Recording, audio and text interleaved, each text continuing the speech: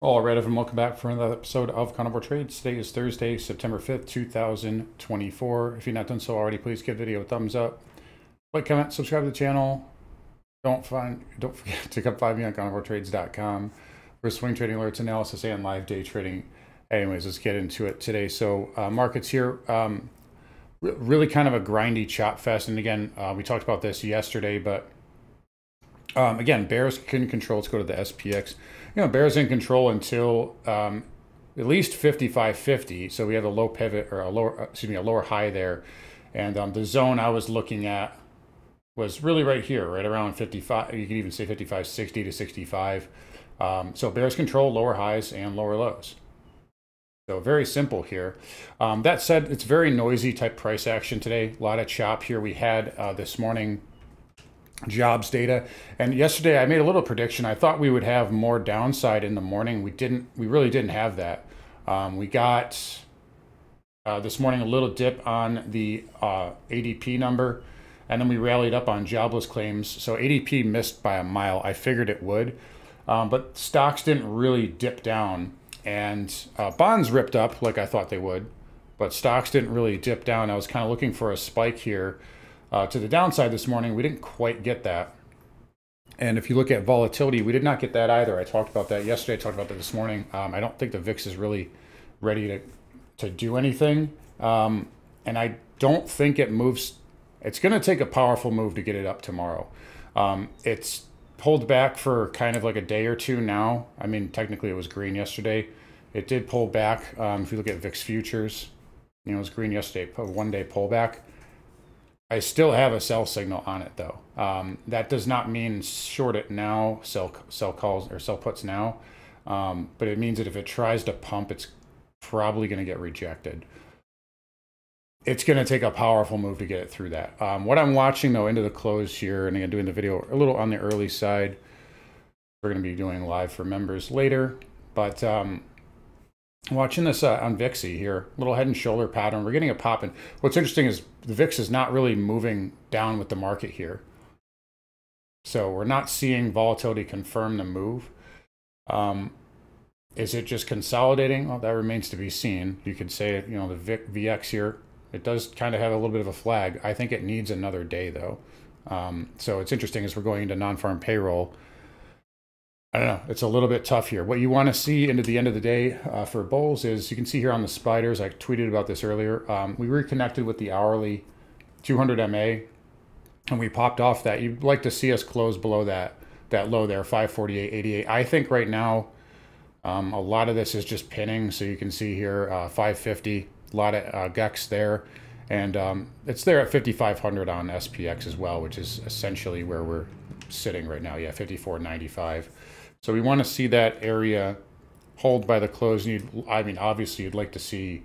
I would like to see volatility down in this area. It doesn't have to break that head and shoulder neckline, but I would say a close down in this range would be not that good for volatility longs going into tomorrow. So again, bottom line, my bias here is that I think if they can, as long as the bottom doesn't fall out, which it very well could here, I think it's going to be hard for volatility to pump tomorrow. But right now, big line in the sand here, and we'll see. Do they close it below? And the other question is also, we've had bad jobs data all week long, Tuesday, Wednesday, and today.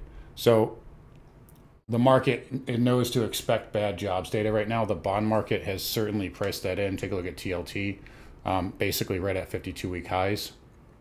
We can look at 10-year note, right off of 52-week highs, and you can see the 10-year yield still below 3.8. So right near that low. My question is, does this try to spike the low on jobs tomorrow and then rally back? So I personally think, again, I think bonds are a little crowded here. The dollar index also attempting to put in a higher low as well. So that's something to watch for. And have equities priced that in now? Has vol priced that in now? Do we see a vol crush if it comes in as expected? Even if it is cold, do we see that vol crush as hedges come off? Or does the government cook the books again because it's an election year and it comes in hot and then we squeeze? But again, we'll see what we get tomorrow. It's all going to come down to this with a lot of noise up until then, though. But 1, 2, 3 pullback there. And again, for bulls here going into the end of the day, you'd obviously prefer to see a close back above 5,500 or SPY. What is it, 548.88? That was the low from that big breakup candle. And I would think volatility down in this range here, that would be a positive. Outside of that, a little bit of a different tape today. Mag 7, Microsoft's a little bit weak, but again, NVIDIA, Oracle, Apple, Google, Meta, Amazon, and Tesla. And Tesla, again, right back to being the leader. So is Tesla the new NVIDIA here? Or really, you should say NVIDIA became the new Tesla, and now Tesla's almost back to being the old Tesla again. But they had some FSD news today, up another 4.2%. And it's holding the gains for the most part. And that's in a tape that's, kind of soft. One other thing I noticed here today, too, before I forget, triple Qs here. Let me just do a 15 minutes so it's a little easier to see. This is the first time today that we made a higher high and a higher low since the ninth, what is it, the 8/22nd, the pivot there, the pivot high. So you can see down here, all lower highs, all lower lows, all the way down. And we actually did that. We actually made a higher high and a higher low today. And the Qs have not taken out the lows from yesterday. Why is that important? Well, because typically you want to look for the NASDAQ to lead in a bull market, and if you're looking for a low pivot. So that's the case here. I think if we sell tomorrow, though, we'll probably have a date with like 5,400. So you're looking at, again, that 50% fib, just below that, 53.85, right? We talked about how important that level was before, and we just gapped through it that one day, and I was like, wow, this is really strong. But that level could get retested, and then below that, guess where the 618 is? I talked about this level for like a week and a half straight, but 53.25, right? So you guys all remember that if you watch the channel. So let me try and go back farther here so we can zoom in. But you can see where the 618 is lined up perfectly with that big low from that one Friday, right? Got up there, couldn't get there, hammered it, back tested it, and then we took off. So that would be a big level of interest on the downside if we were to retrace here. But otherwise, I think it's simple. You just get a vol crush and you probably head towards 56. So that would be the other side of it there. So we'll know tomorrow morning, but expect a lot of traps at 8:30. And usually the first move is faded, and then even if it is the right move, it's faded immediately, and then it comes back up, and so on and so forth. Sometimes you get trend moves, but again, Qs here down, basically just flat, versus the spiders down 33 basis points, so they are leading. Our Russell 2000 down 0.5%, but again, remember, it's still above 210. Still above that breakup bar, too. So Russell actually hanging in there better on a relative basis. And then the Dow here holding the 20 moving average. So still hanging in there fine. Semiconductors here down 46 cents. We do have NVIDIA fractionally higher. And my TSM, I'm still in this runner here. So that's still paying us, 1.7. So a couple of leading semis there acting well. There's, it's not all of them. A lot of them are flat to lower today, but a couple of leaders are up. IGV is down a little bit, but nothing terrible, right? Down 0.5%. Still inside of yesterday's price action. Oracle having a good day, though. Oracle up 1.5. Transport's weakness. So we had that buy signal. That is a failure on the transports. And one thing I definitely noticed about really all day today, NASDAQ leading, XLV getting pounded, XLU, gap and crap, XLP, gap and crap. What do those three things have in common? They're defensives, right? And the Qs are leading to the upside. So there's like slivers of bullishness here underneath the surface, but again, until that doesn't matter. You got to make higher highs. You got to we got to fix this damage here, and I think the only real way is you got to get above this big level here, around 55.60 to 65.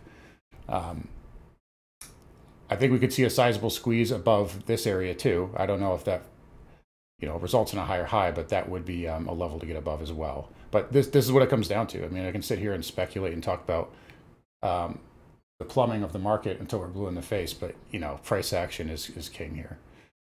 So that's what we have to go off of.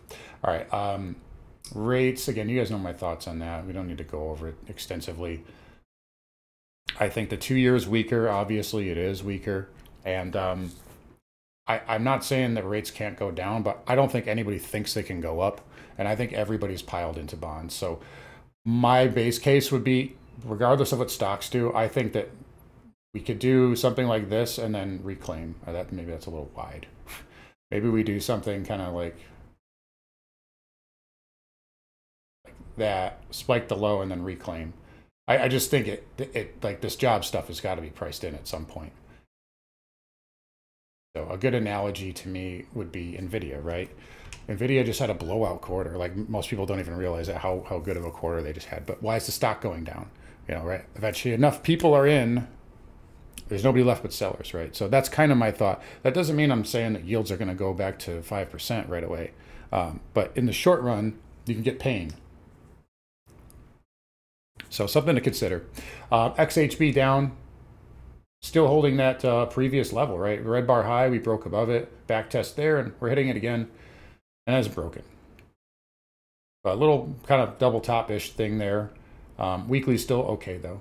Don't want to see it close below that breakup bar low, though. That would be a little negative. VNQ also weak again. This has been one of the leaders lately. Again, XLP, XLV, and XLU. Let's take a look at, yeah, IAK again, insurance. I talked about this the other day. All these defensives are down today, right? Coca-Cola. Look, Berkshire. That's a fat outside move on Berkshire. And the NASDAQ is flat. So I'm just noticing that pattern. Keep it in the back of your mind. XLF down 51. Another one that's been leading, you know, down 50 cents. Still, you know, trend is up. KRE down as well. Again, trend is up. Still has a bullish inside bar, as does the KBE. And the broker dealer is green. One other thing, too, I noticed is if we look at, speaking of, I'm just saying this about broker dealers, but net liquidity is on the rise here. So I don't know, they're trying to get out in front of something.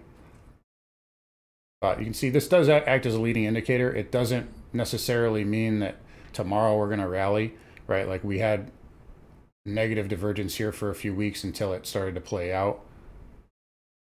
Even right here, it basically collapsed and we went up, and then we had the drop, and then you can see it started to, you know, rebalance here, and then we went up again. But just bringing that up as we talked about broker dealers there. So anyway, oil here, looks like the market's getting a little bit of a bid here. Yeah, so we'll see. Watch that line. It looks like a 550 pin.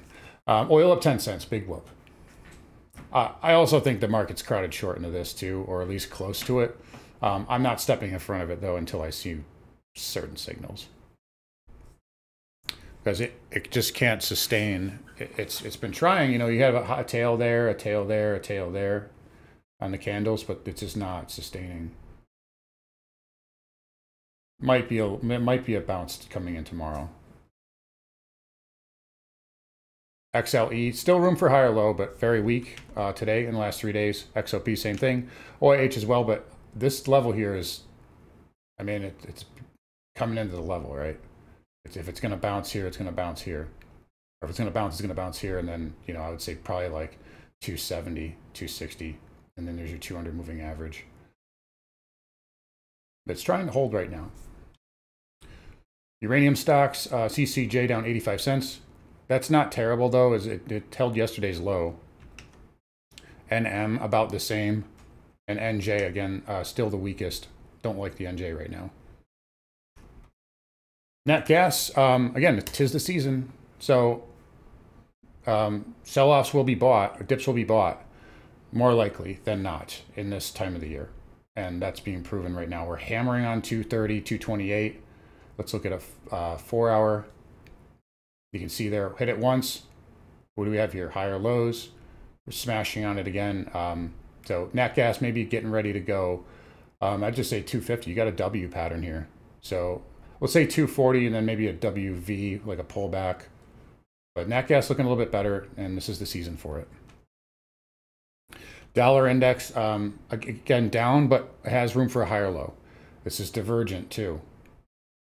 I can just look at it and tell you that, yeah. So if we come down and spike this low, we're not going to make a new low on the RSI.